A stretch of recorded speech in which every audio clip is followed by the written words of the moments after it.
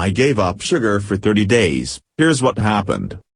I've had a sweet tooth for as long as I can remember.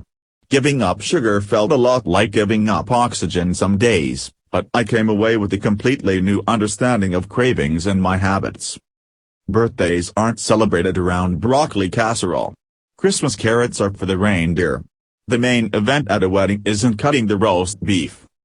Some of the happiest and grandest events in our lives are celebrated with sugar, the tongue-tingling ingredient that's also in everything from bread and yogurt to ketchup and cereal. Sugar, in short, is everywhere. Indeed, researchers at the University of California, San Francisco, UCSF, say manufacturers add sugar to 74% of the processed foods they make. And, as I discovered, they add it to foods you'd never consider sweet by any stretch of the sugary imagination. Sugar isn't just a threat to dental health, though dentists everywhere would remind you it's a leading culprit in cavities. Eating too much sugar may also contribute to heart disease, obesity, high cholesterol and high blood pressure, all conditions that can lead to chronic health problems and even premature death. Learning to live without sugar, or at least learning to live with less of it, is an admirable goal for anyone, regardless of your health history. If you are considering a no-sugar period or want to just cut back dramatically on how much of the sweet stuff you're eating, natural or artificial, I offer some guidance for getting through the rough days and learning to love living without so much sugar. Why I did a no-sugar challenge. As a person with a world-renowned sweet tooth, if the world is just my family, that is, the idea of giving up sugar seemed like the most extreme dietary decision I had made in quite some time. Trying the keto diet ranks high in my harebrained diet ideas, too, however, as I reviewed my debit card purchases and realized I had found good reasons to stop by the local cookie shop 4 times in 2 weeks, I knew I needed a sugar break. The rules for this challenge were simple: absolutely no added sugars. Natural sugars, like those found in dairy and fruit, were okay. Artificial sweeteners were also off limits. Sugar is not a necessary nutrient, and we're all eating entirely too much of it.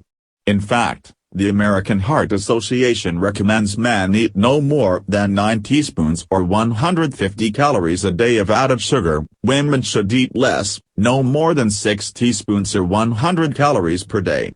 However, most Americans eat 2 to 3 times that amount, 19.5 teaspoons or 312 calories per day, per UCSF.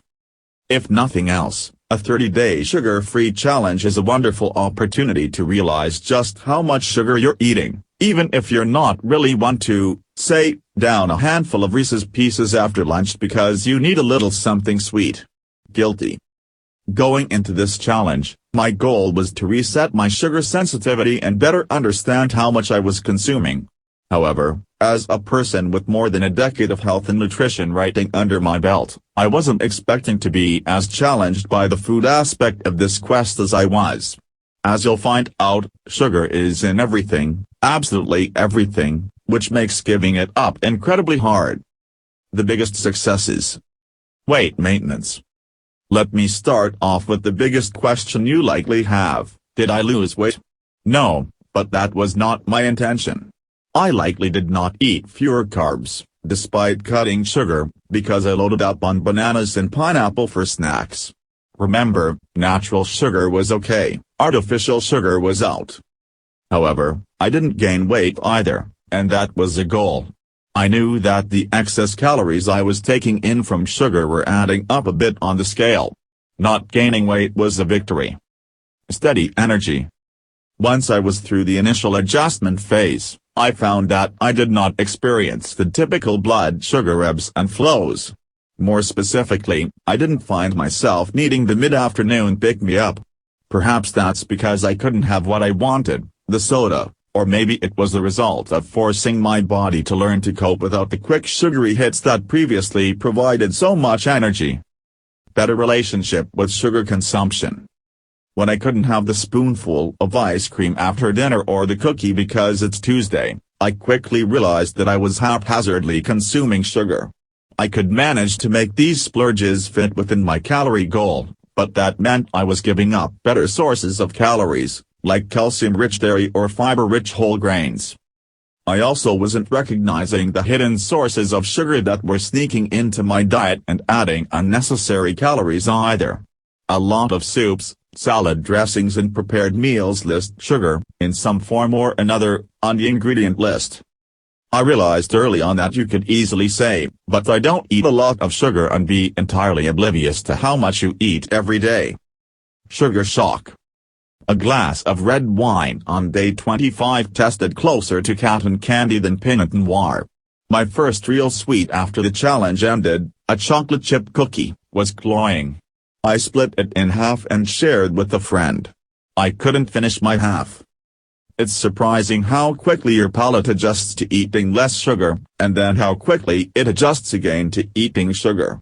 The reset is short-lived, but it really opened my eyes to how numb I had become to sugar's effects on my tongue. The biggest challenges. Breaking the sugar cycle. My challenge started on a Friday.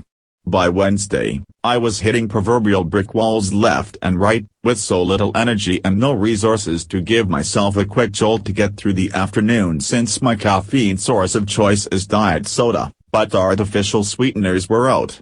I was also irritable, which made work difficult and daunting. Naps were my friend during this period. They provided energy, and they let me escape a bit of the sugar-free meltdown.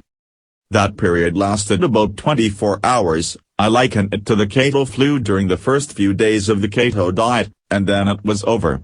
After that, it was smooth sailing, as long as I avoided the sugar pitfalls of office birthday parties and free cookies at the farmer's market. But that's just the challenge, sugar is everywhere. Have I said that yet? Avoiding it is a bit like avoiding sunlight. No matter what you do, it will get in, so you have to be smarter than the sugar. Super long ingredient lists. You're going to spend a lot of time with ingredient lists if you're looking to eliminate sugar. Sugar often hides way down the list, and under unassuming names like brown rice syrup and evaporated cane juice. Marinara sauce, bread, canned soups and condiments are some of the sneakiest offenders. Before you begin, familiarize yourself with other names for sugar so you can more quickly spot the sugar on the lists. Caution when dining out. Restaurant menus don't come with ingredient lists, so you have to be discerning and ask lots of questions. Salads are your best bet because you can very easily control the ingredients and ask for an oil and vinegar dressing.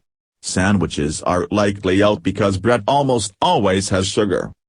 Depending on how much effort you want to give it, you can work with your server to find something that's entirely sugar-free as is on the menu, or you can customize a dish with only the ingredients you know you're cleared to have. Social situations with sugar.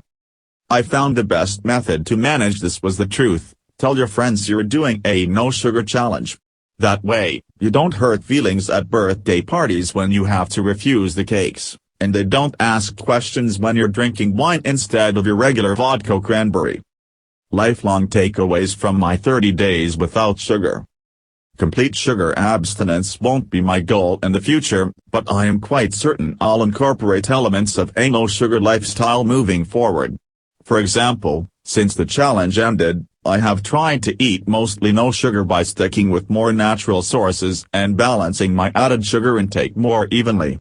I don't believe in cheat days per se, but I have established a bit of a sugar-free zone during the week so that my sugar splurges are limited to just 1 or 2 days on the weekend.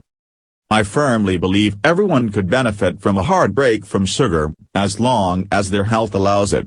It's an eye-opening way to grasp how much sugar you actually eat in a day and recognize the habits you've formed around sugar, from popping a mint after your cup of coffee to grabbing a handful of chocolate-covered pretzels when you swing by the office snacks. If you're feeling up for the challenge, 30 days without added sugar can help you reset your sugar cravings. Good luck going for a month that's a little less sweet.